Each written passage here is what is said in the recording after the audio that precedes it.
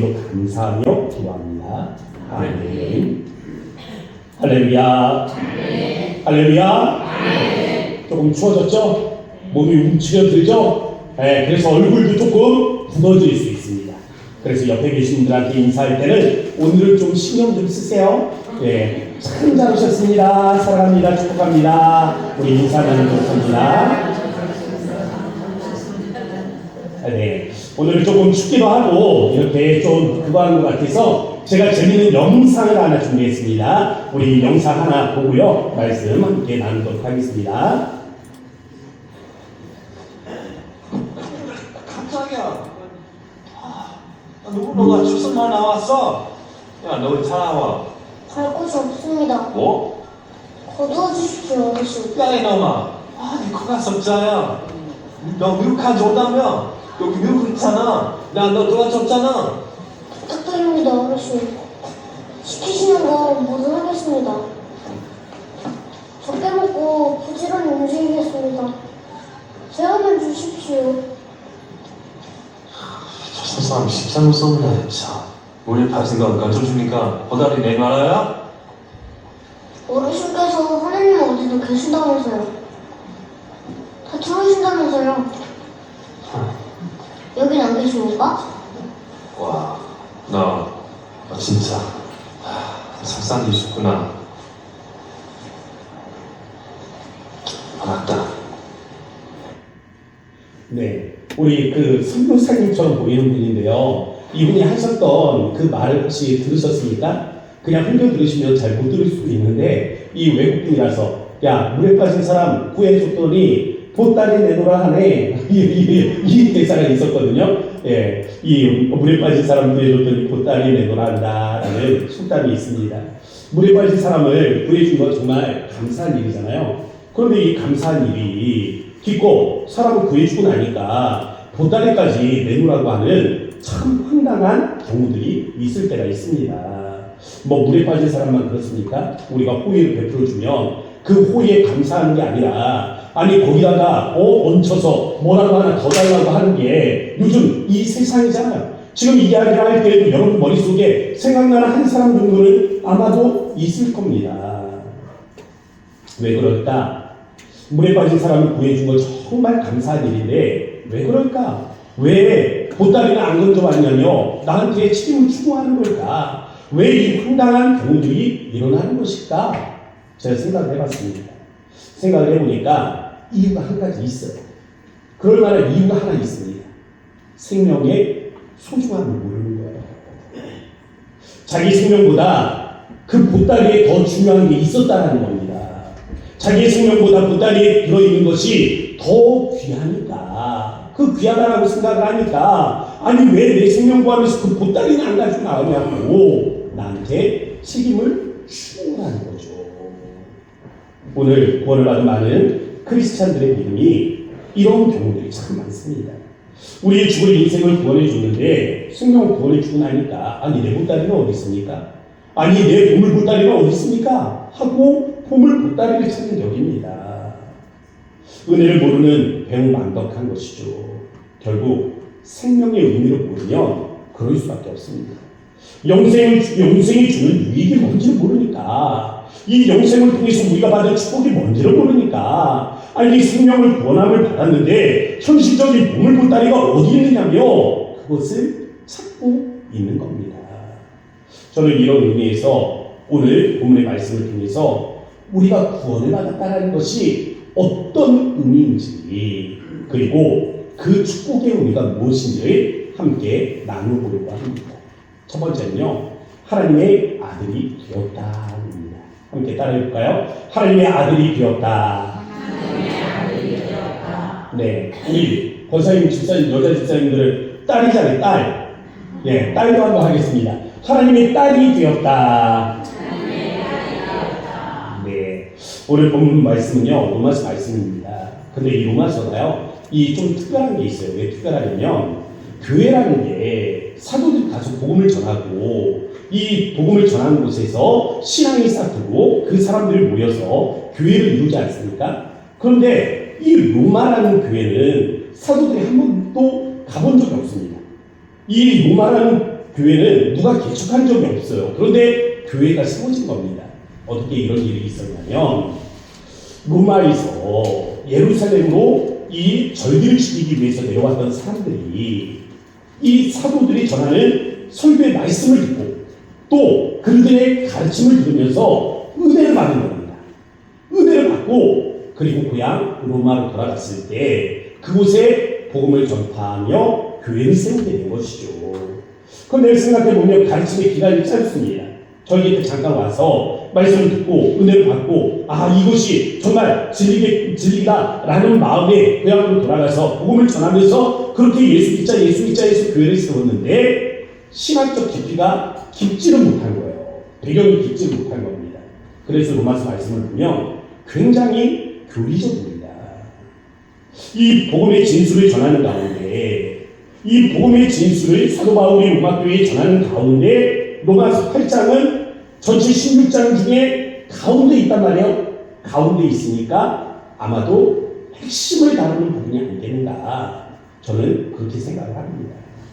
이 로마서 8장이 강조하는 게 있는데요. 성령의 사역입니다. 성령님이 오셔서 우리 마음에 믿음을 주셨습니다. 우리 마음에 믿음이 있다는 것은 그러면 반대로 무엇을 위한 증거예요? 성령님이 오셨다. 우리에게 오셨다라는 것의 증거입니다. 저는 여러분들이 믿는지 안 믿는지는 몰라요. 그렇지만 여러분들은 알죠? 내가 믿는지 안 믿는지, 예수를 믿는지 안 믿는지, 예수를 믿는 자는 내 안에 누가 있다라는 것입니까? 성령님이 계시다라는 것입니다. 그런데 성령님이 계시다라는 것은요, 다만 우리가 믿음을 이 성령님이 계시다라는 것은 또 다른 증거가 되는데 어떤 증거냐면 우리가 하나님의 아들이 되었다라는 증거입니다. 하나님의 영이 우리 안에 들어오신 이유는 우리가 하나님의 아들이 되었기 때문이다. 제 이야기가 아니에요. 갈라디아서 4장 6절 함께 화면을 보고 읽어보도록 하겠습니다. 시작. 너희가 아들이므로 하나님이 그 아들의 영을 우리 마음 가운데 보내사 아빠 아버지라 부르게 하셨느니라. 아멘. 하나님이 우리 마음에 성령님을 보내신 이유가 있다고 그랬어요. 왜 보내셨다고요? 너희가 아들이므로. 아들이 아니면 안 보냈죠. 근데 너희가 아들이므로 누구를 보냈다고요? 하나님의 영을 보냈다라는 것입니다. 그의 아들의 영을 보내셨다라는 거예요. 성경 말합니다. 영접하는 자, 곧 그 이름을 믿는 자들에게는 어떤 권세를 주셨습니까? 하나님의 아들이 되는, 자녀가 되는 권세를 주셨다. 이것은 약속이죠. 예수님은 그런데 하나님의 독생자시라는 독자라는 게 뭐예요? 아들이 하나 아닙니까? 아들이 하나잖아요. 독자. 말하면 다둥이 집이고 하나뿐이니까 독자라고 말하는 거 아닙니까? 하나님에게는 독생자예요. 독자. 예수님밖에 계시지 않습니다. 근데 우리 보고 뭐라고 했어요? 아들이라고 했잖아요. 아니 독자 예수님밖에 없는데 우리는 아들이에요. 우리가 어떻게 하나님의 아들이 될 수 있는 겁니까? 하나님은 독자밖에 없다고 그랬는데 우리는 아들이래요. 어떻게 아들이 되는 거예요? 양자죠. 양자. 하나님께서 우리를 양자로 입적하셨다는 겁니다. 그러면 우리도 아들이기에 뭐예요? 하늘 아버지를 아빠 아버지라고 부를 수 있는 거예요. 자, 하늘 보세요. 불러보세요. 아빠 아버지. 아빠 아버지요. 가끔은 하늘 보면서 부르세요. 부를 수 있게 해주셨는데 왜 안 불러요? 성경 말씀에 보면 재밌는 말씀이 있어요. 유대인들 있잖아요. 이 유대인들이 요한복음 말씀 보면 보입니다. 이 유대인들이 이 예수님이 하늘 아버지를 가르쳐서 아빠 아버지라고 부른단 말이에요. 하늘 아버지를 가르쳐서 내 아버지라고 하니까 이 유대인들이 뭐라 하냐면 신성 모독이로다라고 비난합니다. 왜 비난하는지 아세요? 자기가 하늘 아버지를 가르쳐서 아버지라 하면서 자기와 하나님을 동등되이 취한다 하면서 이것은 신성 모독이로다 하며 예수님을 비난하기 시작합니다. 그런데 하나님은 우리를 양자 삼아 주셨어요. 그러면서 뭐라고 말합니까? 하늘 아버지를 아빠, 아버지라고 부르라고 하십니다. 이 좀 여러분들 이해가 잘 안 될 거야. 아니, 그게 뭐 대단해? 아니, 그냥 부르면 되지. 아니, 아무 때나 부르면 되지. 이게 신분제도가 사라져서 우리가 좀 이해하기가 어려운 거예요. 한번 옛날을 생각을 해보세요. 우리 조선시대, 얼마 되지 않았으니까 조선시대 한번 생각을 해보세요.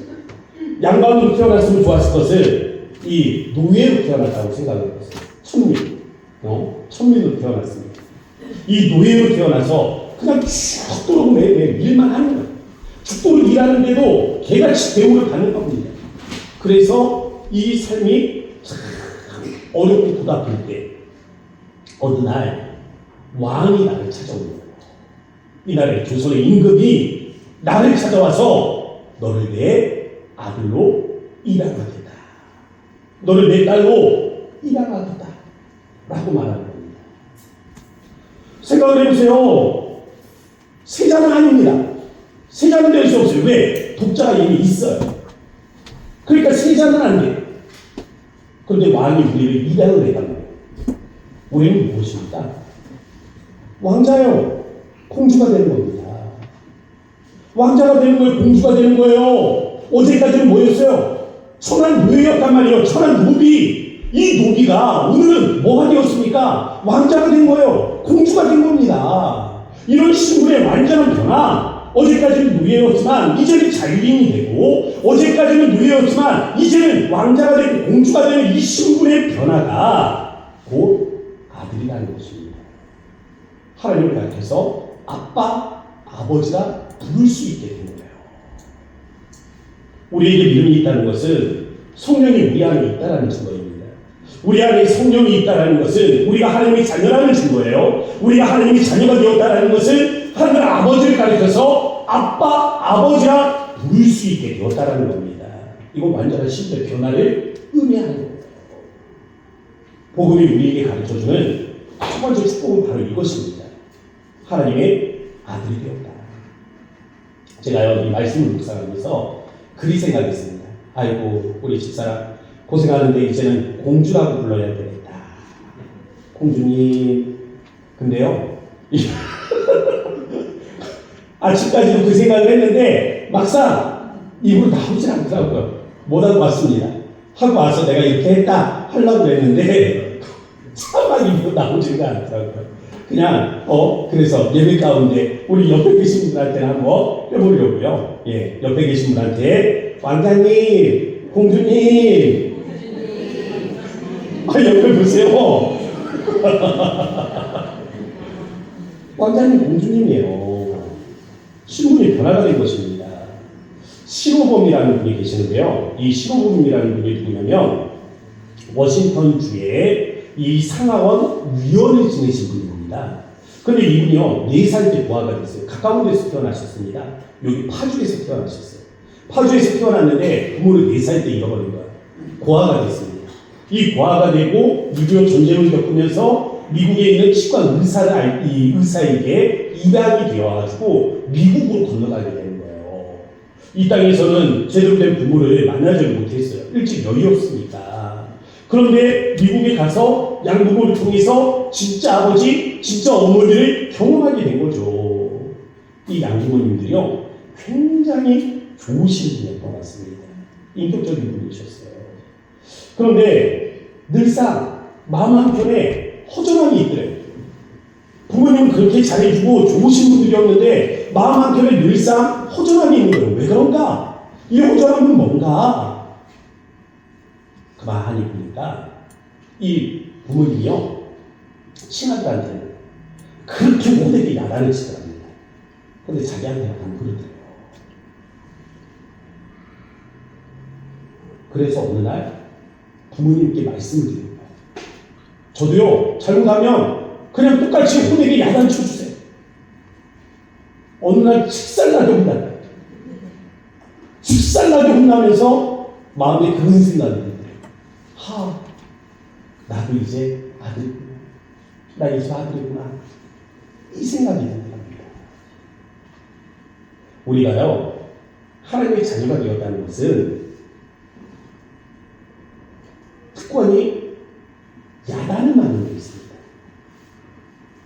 우리가 종으로도 야단을 맞을 수 있잖아요. 아들로도 야단을 맞을 수 있잖아요.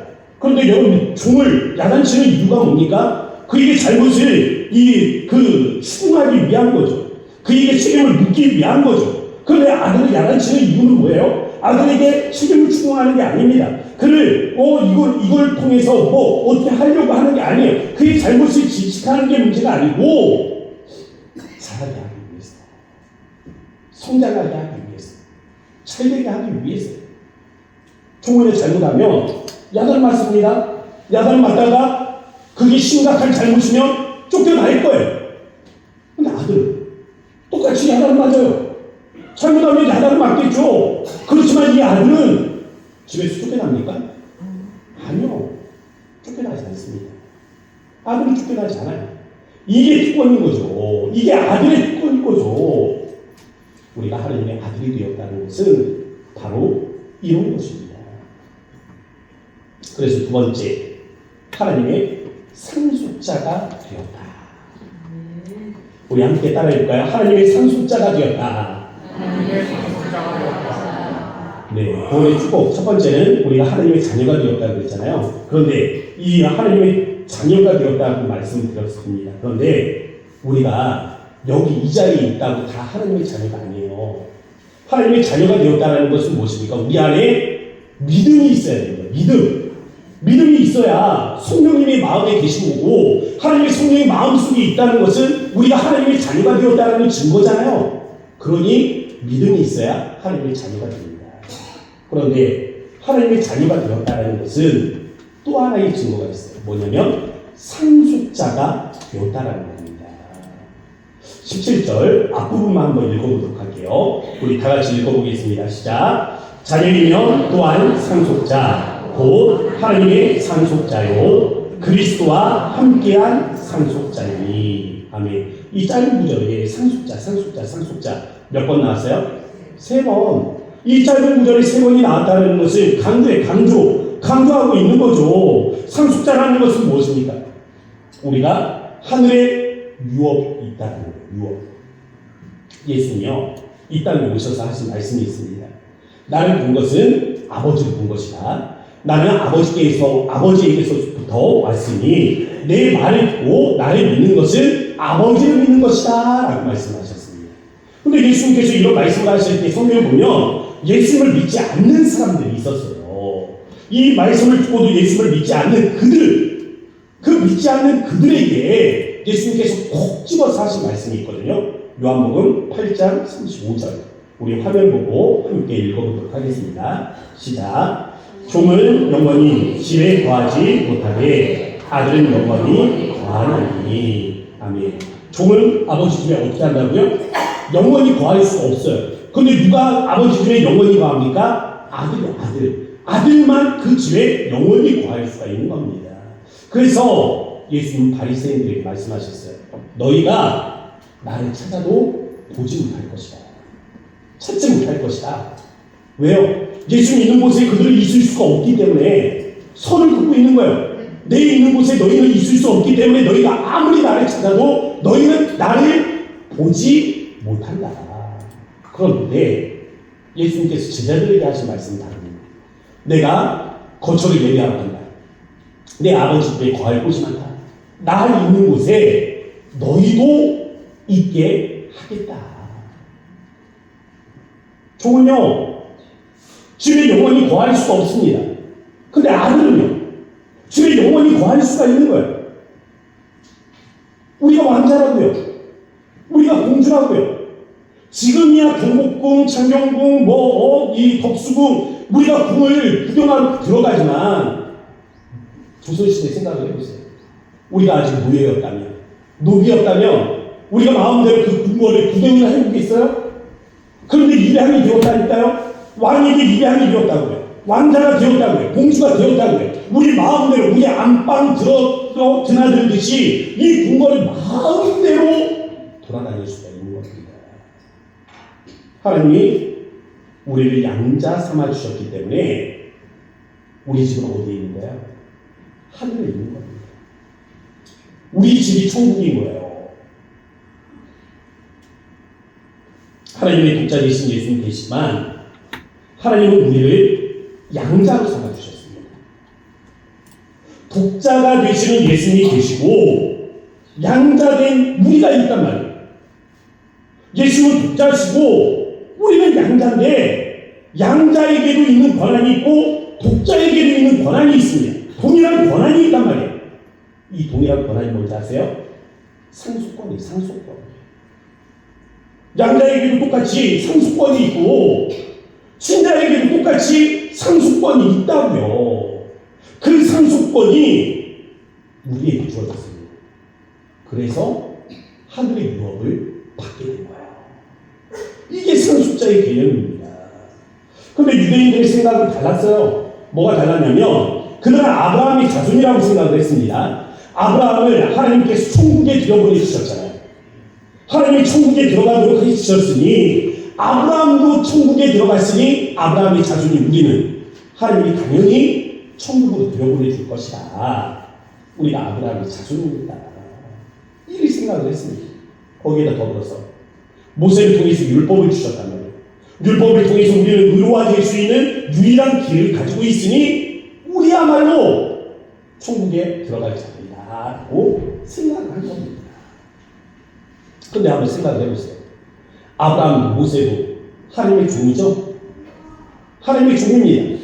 하나님의 종에게서 아들이 태어났어요. 딸이 태어났습니다. 그들은 무엇입니까? 종이에요, 종. 종에게서 태어난 자녀가 아들이 될 수 없어요. 딸이 될 수 없습니다. 그래서 그들은 하나님 나라에 들어갈 수 없다. 너희를 찾아도 나를 만날 수 없다. 라고 예수님께서 선을 긋고 계시는 거예요. 갈라디아서 4장 7절 말씀입니다. 우리 함께 화면을 보고 읽어보도록 하겠습니다. 시작. 그러므로 너희가 이 일부는 종이 아니요 아들이니 아들이면 하나님으로 말미암아 유업을 받을 자이다. 아멘. 아들만 받는 게 있죠. 아들만 받을 수 있는 거. 이게 유업이에요. 상속권입니다. 우리에게 하늘의 유업이 있어요. 우리에게 이 하늘의 유업이 있는데 이 유업을 한 단어로 뭐라고 말합니까? 천국이라고 말하는 거예요. 우리 아버지 집, 우리가 영원히 거하고 저 천국이 우리의 집이다. 이것이 구원을 받은 우리에게 주어진 두 번째 축복인 것입니다. 세 번째가 있어요. 이 세 번째는 죄에서 자유를 얻게 하셨다는 거예요. 한번 따라해 보세요. 죄에서 자유를 얻게 하셨다. 정죄함이라는 단어가 있죠. 죄를 정하다는 거예요. 너 죄인, 너 죄인, 너 죄인, 너 죄인. 이 정죄함이죠. 죄인이라고 정하는 거예요. 무시무시한 단어 아닙니까? 근데 한번 생각해 보세요. 우리를 정죄하는 이가 누굽니까? 하나님밖에 안 계세요. 우리의 죄를 정하시는 분은 하나님이십니다. 하나님이 정죄를 하는 거예요. 사람은 못합니다. 우리 각자의 죄가 있기 때문에 사람을 정죄할 수가 없어요. 우리 로마서 8장 말씀에 있는 몇 가지 용어들을 살짝 정리하고 한번 나아가보도록 할게요.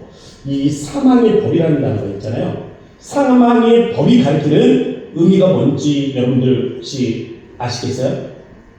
율법을 의미합니다. 율법. 사망의 법은 율법이에요. 그럼 생명의 법은 아까 뭘 강조한다고 했죠? 성령. 생명의 법은 성령.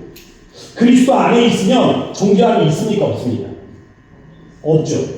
그리스도 안에 있으면 정죄함이 없습니다. 그러면 그리스도 안에 있으면 정죄함이 없다는 말은 반대로 생각을 해보세요. 그리스도 밖에 있으면 정죄함이 있어요? 없어요? 있는 거예요. 정죄함이 있는 겁니다.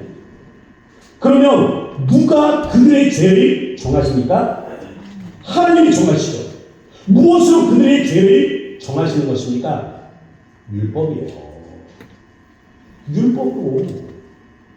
율법은 온전하신 하나님의 뜻입니다. 그런데 인간이 연약해서 그것을 온전히 이룰 수가 없는 거죠. 지키지를 못하는 거죠. 지키지를 못하니까 율법이 우리에게 무엇을 가르쳐 줍니까? 너는 이 죄로 말미암아 죽을 수밖에 없다라는 것을 가르쳐 주는 것입니다. 우리에게 사망이 무엇인지를 가르쳐 주는 것이 율법이에요. 그래서 이것을 사망의 법이라고 말하는 겁니다. 율법은 우리의 죄를 밝히 드러내 보여주는 기능이 있다는 겁니다. 일반적으로 사람들은 생각을 합니다. 사람 죽이면 죄 아니에요. 갈등 생겨요?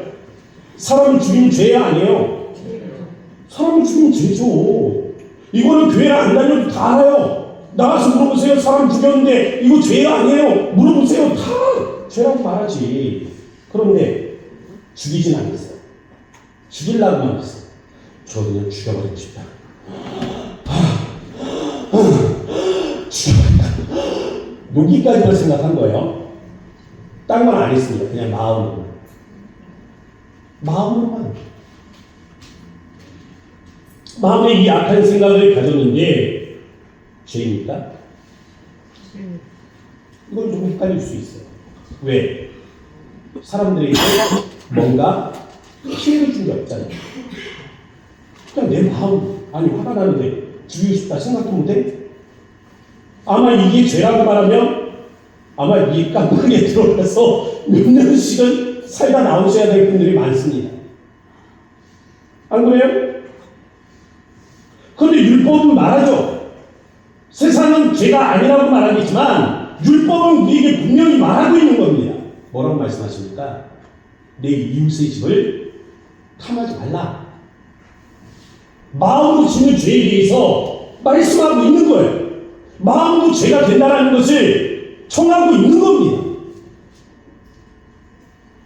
율법은 마음도 죄가 된다는 것을 우리에게 가르쳐 주시죠.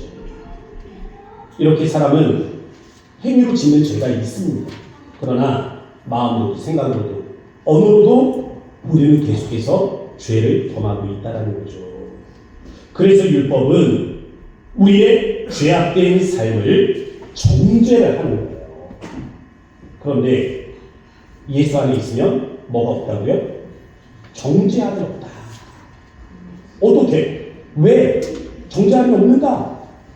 로마서 8장 3절 그 중반절부터 우리 한번 읽어보도록 할게요. 곧 다같이요. 시작. 곧 죄로 말미암아 자기 아들을 죄 있는 육신의 모양으로 보내어 육신의 죄를 정하사. 아멘. 예수님의 육신에 뭐를 하셨다고요? 죄를 정하셨다고요. 여기서 정하다는 것은 계산하다는 것, 값을 치른다는 것입니다. 예수님의 몸에다가 우리의 죄값을 대신 씌우셨다는 거예요. 값을 계산을 하셨다는 것입니다. 우리는 이것을 한마디로 대속이라는 단어를 사용하죠. 대속하셨다. 우리 안에 성령이 임하시면 새로운 자아가 일어나게 됩니다. 이 새로운 자아가 일어나면서 과거에는 우리가 육신에 속한 자녀였지만 하나님의 자녀로 변화를 받잖아요. 새로운 자아가 태어나게 되는 거잖아요. 그렇게 자아는 바뀌었지만 우리가 경험적으로 보면 우리 안에 두 개의 마음이 충돌을 일으키죠. 육체와 영. 영과 육이 충돌을 일으킨단 말이에요. 옛 자아인 육신의 생각이 남아있어요. 새 자아인 영의 생각이 남아있습니다. 둘이 서로 우리 안에서 충돌을 일으키죠. 우리 속담에 3살 버릇이 여든까지 간다는 그런 말이 있습니다. 그냥 옛날 어려서부터 배워온 게 습관적으로 편하다는 거예요. 어렸을 때 먹었던 음식은 언제 먹어도 맛있어요. 어렸을 때 배웠던 언어는 언제 써도 그냥 편안합니다. 그래서 어렸을 때 사투리를 배우면 사투리를 쓸 때가 가장 그 사람이 심리적으로 편안할 때예요. 어려서부터 생활해온 습관대로 우리는 산다는 이야기죠. 우리에게 영이라는 새로운 자아가 생겨났어요. 그렇지만 결국 편안한 건 뭐겠어요? 편안한 건 육신의 생각입니다. 과거의 육신의 생각이에요. 과거에 살아왔던 삶의 모습입니다. 과거에 쓰던 말들이 편하고 과거에 했던 습관들이 편하고 과거에 생각했던 그 삶의 그 모습들이 편안하단 말이에요. 편안하다. 편안하다는 건 뭐예요? 자꾸만 그리로 돌아가려고 한다는 본능이 있다는 겁니다. 그럼 어떻게 이렇게 회개 본능이 있는 본능적인 삶, 이 본능적인 삶을 영적인 삶으로 변화시키겠습니까? 어떻게 이 본능적인 삶을 극복할 수 있는가라는 거예요. 본문에서는 몸의 행실을 죽이라라고 표현을 했어요. 몸의 행실을 죽이라. 좀 더 구체적으로 표현을 하면 갈라디아서 5장 24절에서 이렇게 말합니다. 우리 함께 말씀을 읽어보도록 하겠습니다. 다 같이요. 시작. 그리스도 예수의 사람들은 육체와 함께 그 정욕과 탐심을 십자가에 못 박았느니라. 아멘.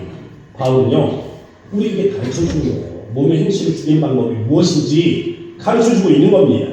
죄악된 생각들, 우리의 이 육신적인 마음들, 자꾸만 우리 안에 이 두 개의 충돌되는 마음들 가운데 십자가에 못 박으라는 거예요. 못 박으라. 과거의 그 육신적인 생각들을 못 박으라. 과거의 그 본능적인 마음들이 일어날 때 십자가에 못 박으라. 그런데 날마다 못 박아도 그럼에도 불구하고 남아있는 육신의 생각들이 있단 말이죠. 그리고 이 육신의 생각들 때문에 넘어지는 거 아닙니까?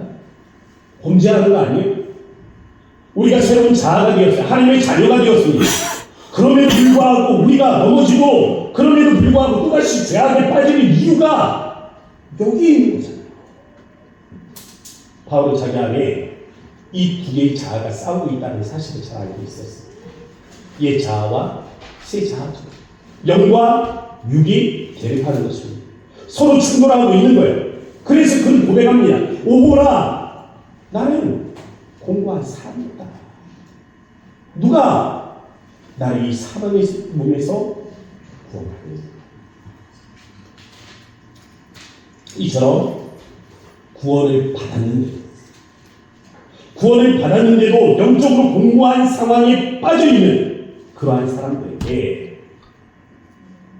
마음은 원하는데 육신이 연약하여 자꾸만 넘어지고 또 넘어지고 넘어지는 그러한 사람들에게 우리가 구원을 받고도 이러한 영적 공고함에 빠졌을 때 주어진 축복이 있습니다. 8장 15절 말씀. 우리가 아빠, 아버지라고 부르짖는다. 여기 아빠, 아버지. 이 아빠는요, 우리말이 아니에요. 아빠는 아람어입니다. 아람어의 아빠예요, 아빠. 진짜로 아빠예요. 발음이 아빠예요. 아빠. 아람어로 아빠가 뜻이 뭐냐면, 그 다음에 있죠? 아버지라는 뜻입니다. 근데 그 다음에 나오는 동사가 있어요. 뭐라고 되어 있습니까? 부르짖다라고 되어 있어요. 부르짖다. 이 부르짖다라는 단어, 영어 성경에 보니까 cry out. 울부짖는 이 표현입니다. 울부짖다. 아버지, 나를 좀 불쌍히 여겨주세요. 나를 이 부르짖음. 이 영혼의 절규를 이야기하는 거예요. 하나님의 자녀가 아닐 때는 어떻습니까? 우리가 죄를 지으면 정죄함을 받았단 말이에요. 그러나 하나님의 자녀가 되었습니다. 하나님은 자녀를 정죄하지 않으세요. 대신 뭐라고 말씀하십니까? 죄를 범하는 자녀에게 하나님이 뭐라고 말씀하세요? 아버지를 부르라. 아빠, 아버지를 부르짖으라. 우리가 하나님의 자녀가 되고도 범죄할 수 있다니까요. 죄에 넘어질 수 있다니까요. 죄에 넘어졌다고 하나님이 우리를 정죄하시는 것이 아니라 그 죄악에 빠진 자녀에게 아버지를 부르라 요청하는 것입니다. 왜? 죄악에 넘어진 게 너의 잘못이 아니라는 거예요. 그럴 수밖에 없다는 겁니다. 그러니까 아버지를 부르라는 거예요. 부르면 내가 가서 도와주겠다라는 겁니다. 우리가 구원을 받았음에도 범죄함은 있겠지만 정죄함은 없습니다. 우리가 구원을 받으면 받았음에도 불구하고 죄를 저지를 수는 있겠지만 존재함이 없다고요. 바로 이것이 죄에서 자유케 하신 하나님의 은혜예요. 구원의 축복은 세 가지가 있다고 말씀을 드렸습니다. 하나님의 자녀가 되었고 하늘의 상속자가 되었고 죄에서 자유함을 받았다. 여러분 이 의미를 잘 아셔야 돼요. 이걸 알아야 우리가 이 땅을 살아가면서 정말 소중히 여겨야 할 것이 무엇인지를 할 수가 있습니다. 이 시간에 우리 함께 기도할 때 모든 것은 믿음으로 시작합니다. 믿음이 없으면 하나님의 자녀도 하늘의 이 상속도 죄에서 자유함도 우리 누릴 수 없어요. 믿음이 시작입니다. 믿음을 통해서 믿음을 통해 하나님의 자녀가 되고 믿음을 통해 저 천국의 상급, 이 상속을, 천국을 유업으로 받아들이며 죄에서 참된 자유함을 누릴 수가 있습니다. 첫째는 우리 믿음을 위해서입니다. 두 번째는 이 구원의 은혜가 얼마나 놀라운 것인가를 우리가 다시 한번 우리 마음속에 새겨보며 주님, 이것이 우리의 가장 큰 소망이요 은혜이며 하나님이기 때문에 하나님 우리에게 감사가 끊이지 않도록 은혜를 달라고 우리 구하는 이 시간이 될 수 있기를 바랍니다. 우리 주의 이름만 넘기고 간절한 마음으로 기도하겠습니다. 주여, 아버지 하나님 그렇습니다. 우리 하나님 이 시간에 하나님 우리 하나님 주의 거룩한 말씀을 받습니다. 아버지 우리 하나님 주신 우리 하나님 말씀을 기억할 때 아버지 이 시간에 우리 하나님 믿음을 허락하여 주시길 원하오니 하나님의 하나님의 성령이여 이곳에 하나님 인도하시고 아버지 우리의 마음에 하나님의 하나님 거룩한 마음을 묻으실 때 아버지 우리 하나님 믿음을 허락하여 주시길 원합니다. 아버지 우리의 주님을 향한 믿음을 갖게 하시고 아버지 예수 그리스도에 대한 아버지 신앙의 고백이 있게 하여 주실 때 아버지 우리 하나님의 자녀가 되게 하시며 아버지 하나님의 성도가 하나님을 영하게 하시고 아버지 또로서 우리 하나님의 시간 죄에서 자유함을 누리기로 바라오니 아버지 이 모든 것들이 아버지 주가 우리 하나님 주신 이 성령으로 말미암아 이루어지는 이 시간 되게 하여 주셔서 아버지 우리 하나님 구원의 하나님 놀라운 은혜들을 누리며 아버지 주님 앞에 하나님 고백할 때 아버지 우리 하나님 구원의 선대 은혜들을 깨달아 아버지 우리 하나님 전부 하나님 이것이 아버지 우리의 가장 큰 소망이 되게 하시고 이로 인하여 하나님 우리의 마음에 하나님 주신 하나님 은혜와 고백에 하나님 감사가 함께 할 수 있도록 주님 인도하여 주옵소서. 거룩하신 아버지 하나님 감사합니다. 오늘 우리가 이 시간에 이곳에 모일 때 하나님의 성령이 먼저 와 우리를 기다리고 계신 줄로 믿사오니 이 시간 믿음이 없는 자들 그래서 내가 하나님의 자녀인가 나는 저 천국에 있을 수 있는가 나는 죄에서 자유함을 받을 자격이 있는가 자기에게서 여전히 그 이유를 찾고 있는 자들에게 아버지 오늘은 찾아가 역사하여 주시고 그 마음에 예수 그리스도에 대한 이 믿음을 허락하여 주옵소서.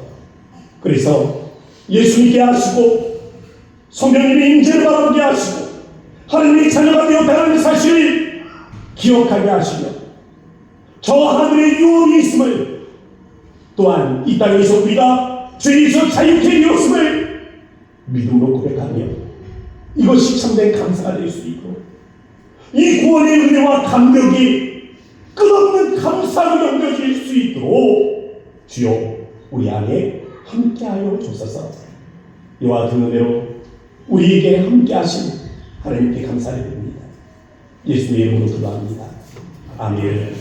우리 다 함께 자리에서 일어나셔서 찬송가 635장입니다.